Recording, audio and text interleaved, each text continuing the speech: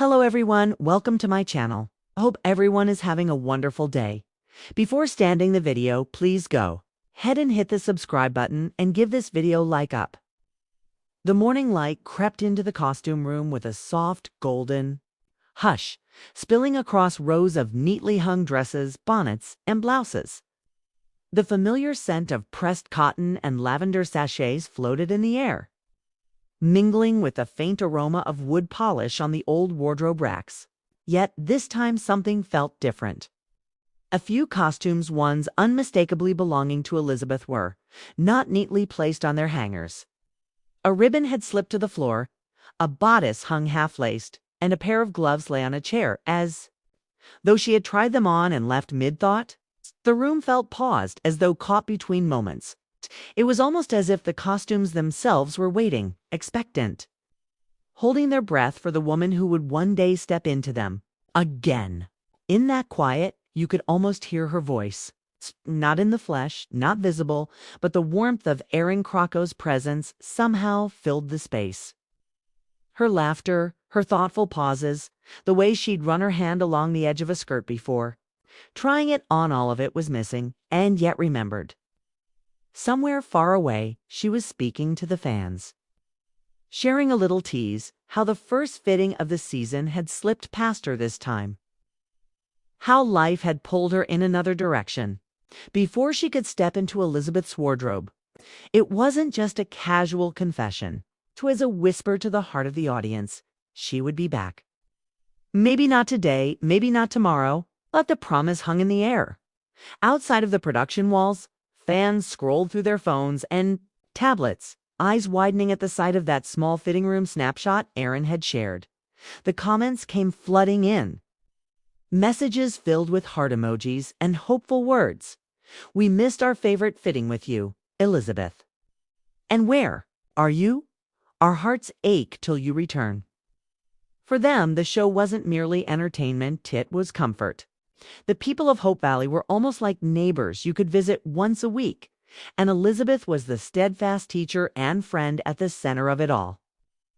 To see even a glimpse of her costumes without her wearing them was like peeking into a home where the light was still on, but the family hadn't returned yet. Back inside, Erin sat in a quiet corner of the Hallmark offices. A mug of tea warmed her hands as the hum of activity went on around her, assistants making calls, costume designers flipping through swatches, and the gentle clack of keyboards filling the air. Her smile was calm, but her eyes betrayed a trace of longing. "Couldn't make the first fitting this year," she admitted softly to an unseen camera crew. Filming schedules collided with promotion for another project, and well, she trailed off with a small shrug, but the meaning was clear. There are only so many hours in a day, and Erin's world had stretched far beyond just Hope Valley. Yet even as she spoke, the script pages beside her told another story. Notes scrawled in the margins hinted at big emotional beats to come. Return. Shift in perspective. Choice between comfort and change. In another room, the showrunner stood in front of a large storyboard pinned with photos, sketches, and maps. Her finger traced the imaginary road from Cape Fullerton back to Hope Valley. "This season, we're navigating new terrain," she murmured. "Not just physically, but emotionally." Elizabeth's name was circled in deep red ink, and a faint line connected her to Nathan's name, but in pencil, almost tentative. They've learned how to co-parent through illness. They've learned how to find stability after chaos. But there's still more to test. Love doesn't stand still. It bends, shifts, and sometimes it breaks before it can grow. Her words were careful, layered with hints, but no outright answers. As night fell in the fictional world of Cape Fullerton, the scene played out quietly. Elizabeth stood near a window, her figure outlined by moonlight spilling across the floorboards. Beyond the glass, the horizon was a blur, but in her mind, she saw Hope Valley 8's streets, the schoolhouse, the faces of friends she had not seen in far too long. Her voice, soft and almost uncertain, filled the silence. "This place is healing, but my heart pulls me home." Somewhere down the hall, little Jack's gentle breathing was a steady rhythm, grounding her in the present even as her thoughts drifted toward the past. The choice she faced wasn't just about location, it was about identity. Who was she now, after everything?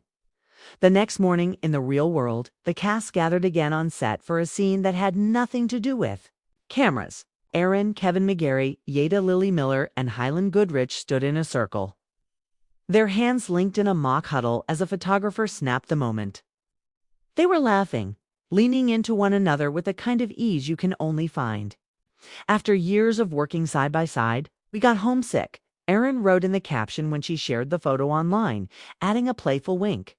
Homesick for the show, for the town they'd built together, for the stories that felt more like shared memories than scripted fiction. Hope Valley itself. Both in the show and in the hearts of the cast had been waiting for this. The town was more than a backdrop, it was a living character ready to welcome its people home. The schoolhouse stood silent in the early morning light, its steeple casting a long shadow on the ground. The door was shut, but not locked. In the distance, the crunch of footsteps grew louder.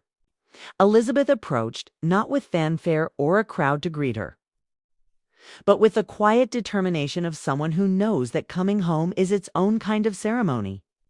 Her hand brushed the weathered wood of the door before she stepped inside. The air smelled faintly of chalk, dust, and cedar. She closed her eyes for a moment, letting the stillness wash over her dot inside that same schoolhouse. The camera lingered on details. The books lying neatly on the shelf, the small desk at the front, the row of chairs where Allie and the other children once sat. It was the same, and yet not the same, just like her. She wasn't returning to pick up where she left off. She was returning to begin something new, shaped by everything that had happened since she last stood here. Outside, the wind rattled the leaves, as though the whole town was holding its breath. Later that evening, in a warmly lit living room, Elizabeth sat with Nathan, Allie, and Jack. The fire crackled gently in the hearth. Allie was showing Jack how to make a paper bird, folding and creasing the paper with exaggerated patience. Nathan watched them with a quiet smile, his eyes occasionally drifting toward Elizabeth. She caught his gaze once, just briefly, and the corner of her mouth lifted. The air between them was layered not with the uncertainty of the past, but with a mutual understanding that the road ahead would not always be smooth. Yet it was worth walking together. They talked about small things that night, the weather, Jack's newest fascination with drawing maps, Allie's latest reading assignment. But beneath the light conversation was the unspoken knowledge that their lives had shifted again. The next chapter wasn't about grand declarations or sweeping gestures. It was about moments like this: warmth, laughter, the knowledge that home isn't just a place, but a shared choice made over and over again. As the evening wore on, the lamplight softened. The voices faded to murmurs. Outside, the town rested under the silver light of the moon. Inside, Elizabeth leaned back against the couch cushions, her hand resting lightly on Jack's shoulder as he drifted to sleep. Nathan and Allie exchanged a glance, the kind that speaks of quiet gratitude. For now, they were together, not because nothing had changed, but because everything had done somehow. That had led them right back here. In that closing image, the camera would pull back slowly, showing the warm glow of the window from outside. The family gathered within. Hope Valley wasn't just calling anymore. It was answering, welcoming, holding them close. And in that stillness, the audience would feel it too, the quiet, powerful truth that even when life scatters you in unexpected directions, there's always a path that can lead you home.